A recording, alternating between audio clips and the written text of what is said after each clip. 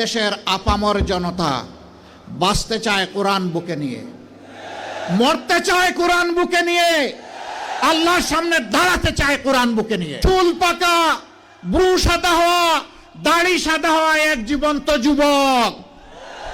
লড়াইয়ের ময়দানে তোমাদের সাথে আমাকে পাবা, মিছিলের পিছনে নয় সামনের কাতারে থাকবো ইনশাআল্লাহ। যেই সমাজের তরুণরা জেগে উঠে সেই সমাজকে আল্লাহ বদলায় দেন। 24-এর 5 আগস্ট সেলুট যুবকরা, তোমাদেরকে তোমাদের জীবন বাজি রাখা লড়াইয়ের কারণে আল্লাহ আমাদেরকে আপাতত মুক্ত করে দিয়েছেন। চিরমুক্তির জন্য এবার জেগে উঠো, এবার শপথ নাও, আমরা বাংলাদেশকে কোরআনের আলোকে গড়বই গড়ব ইনশাআল্লাহ। আমিও তোমাদের সাথে চুল পাকা, ব্রু সাদা হওয়া, দাড়ি সাদা হওয়া এক জীবন্ত যুবক। লড়াইয়ের ময়দানে তোমাদের সাথে আমাকে পাবা, মিছিলের পিছনে নয় সামনের কাতারে থাকবো ইনশাআল্লাহ। আমাদের যুবকেরা আমাদের স্বপ্ন, আমাদের যুবকেরা আগামীর বাংলাদেশ। এই যুবকদের হাতে বাংলাদেশের দায়িত্ব আমরা তুলে দিতে চাই। হে যুবকরা, তোমরা তৈরি হও, ইনশাআল্লাহ তোমরা পারবা।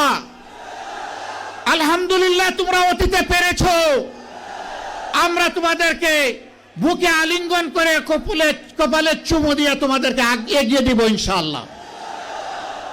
যতদিন তারা ক্ষমতায় থাকে ততদিন তারা রাজা, আর যখন ক্ষমতা হারায় তখন তারা গর্তের ইঁদুর।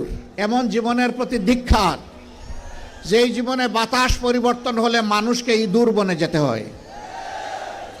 এমন রাজনীতিকে ঘৃণা করি, যেই রাজনীতি করতে গিয়ে দেশ ছেড়ে পালাতে হয়। ফাঁসির রশিতে ঝুললেও যেন সম্মানের হয়, ফাঁসির পাতাটনের উপর দাঁড়ালেও যেন সম্মানের হয়। আবু সাইদের মতো বুক পেতে গুলি নিলে সেটাও যেন আনন্দের হয়। এমন জীবনী রাজনীতিবিদের জীবন হওয়া উচিত। অতীতে সোনার বাংলা কায়েম করতে গিয়ে শ্মশান বাংলা কায়েম করা হয়েছে। কোরআনই একমাত্র সোনার বাংলার গ্যারান্টি দিতে পারে, আর কিছুই দিতে পারবে না।